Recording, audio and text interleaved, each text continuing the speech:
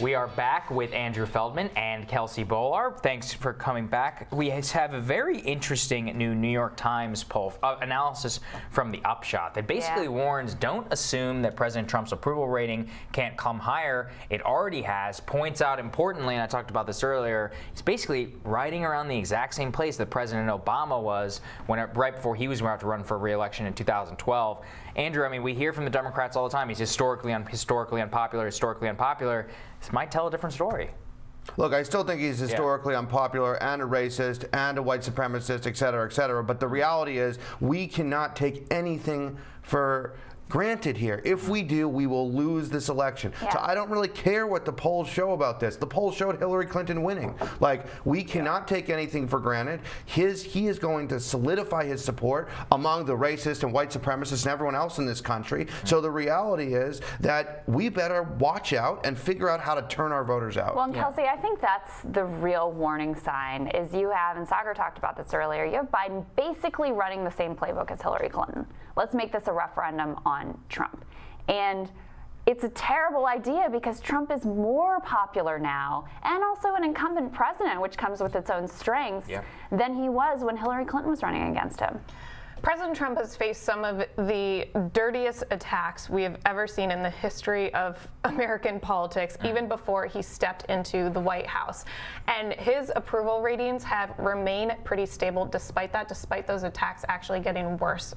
Just take the last couple of days. What was unfair? What do you see as unfair? To basically be blaming him for mass shootings in this country, he condemned so firmly white supremacy, any sort of ideology that people are saying is, I do blame him for these shootings 100%. I think absolutely. When you look at his rhetoric, these are things that you can't ascribe. Can we talk about Charlottesville? Yeah, we can talk about Charlottesville. Why don't you believe him when he condemns white supremacy? Because he's lied thousands of times in this presidency.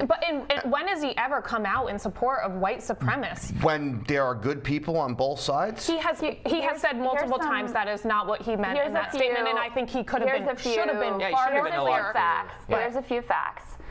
In places where Trump holds rallies, they see a 260% increase in hate crimes reported. The mass shooter in El Paso, his language echoed the president's language. You have this administration putting his words aside, cutting funding, and eliminating entire departments that would deal with white nationalist extremism.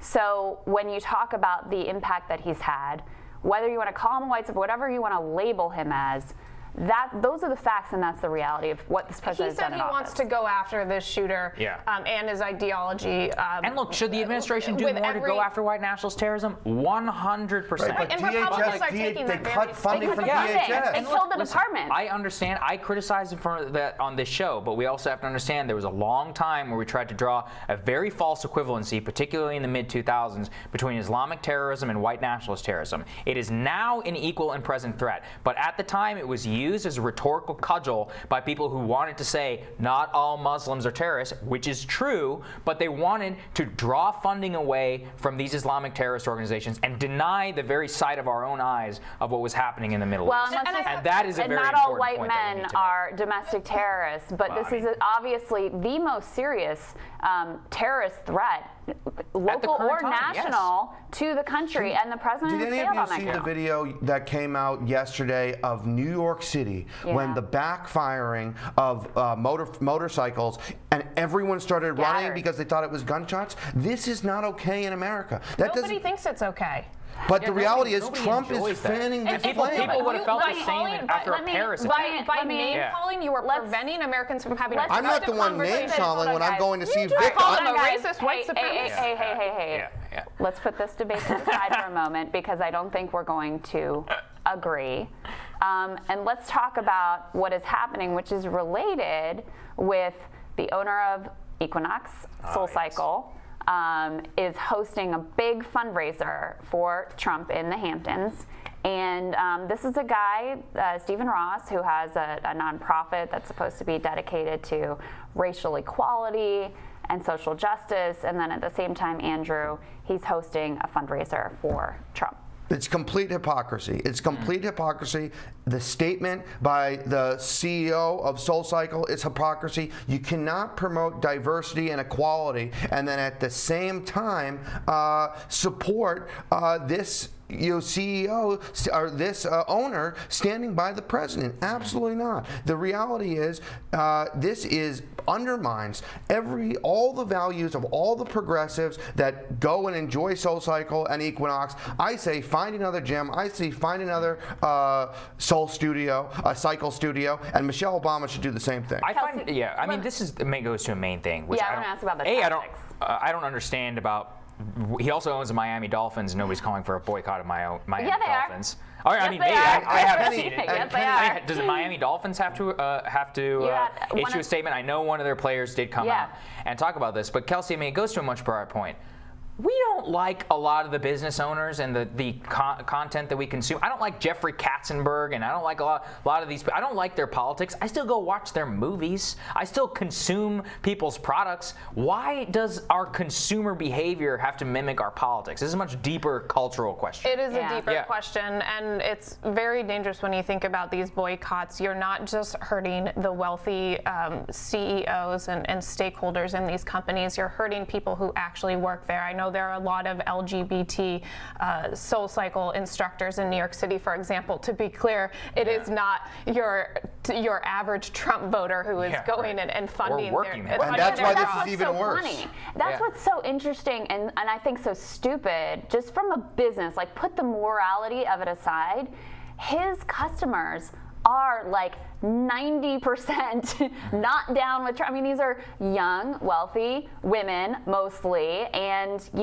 they're exactly the type who would find this completely objectionable and who have the money to pick up and go elsewhere. Can't they just enjoy the product? Why do you care what the owner of your company is doing? That's not today's age. The message you're sending is you do not have a right to do business in this country if you don't agree with me. And do we really want to live in a country like that? You're absolutely right. That's not what we're talking about. We're talking. No. There are values. Companies have. You can't be a conservative company in this country. Companies put out value statements. Companies put out value statements and then invest in the politician who wants to do the same exact opposite. How about Pfizer, who makes birth control and then they donate to the same people who want to ban abortions across this country? It's complete hypocrisy. And to say that it's okay for this owner to have a racial equity nonprofit and then stand by President Trump and for us not to be upset about it is outrageous. People have a right to spend their dollars however they want. Sure, you can do whatever you want. They have the right to spend their dollars however they want. And if they don't want their money to enrich a person who is supporting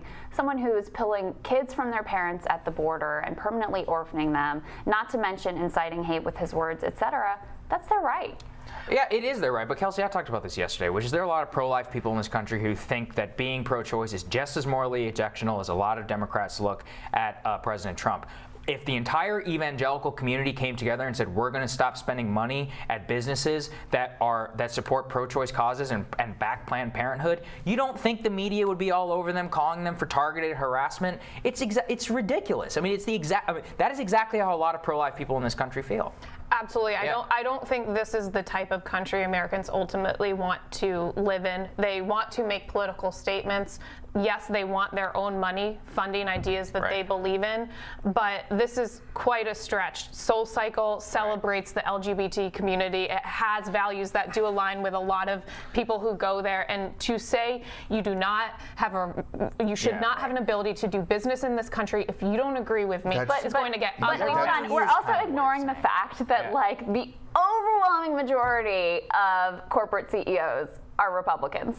And they all are hypocrites. Well, what we really should talk about is the fact that you have to buy your way. Look, the reason why he's doing this? Because he's obsessed with some sort of minuscule immigration reform, and he wants to buy Trump's ear. So if you really want to talk about this, is about money in politics and the fact that you throw fundraisers in order to get the ear of people you don't even particularly like. And guess what? That's wrong. Yeah. So I think that's something that everybody can agree with that. Yeah. All right. So thank you guys. You brought us all together on that one. Thanks, everybody. Tomorrow on Rising, Iowa congressional candidate J.D. Scholten makes the case for how he plans to win against Congressman Steve King in a rematch for the seat.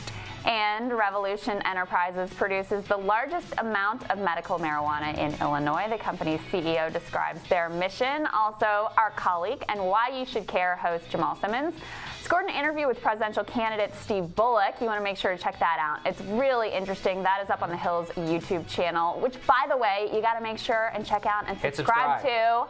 Click the bell so you get notified so you don't miss anything. Have a fabulous day, everybody. We'll see you tomorrow.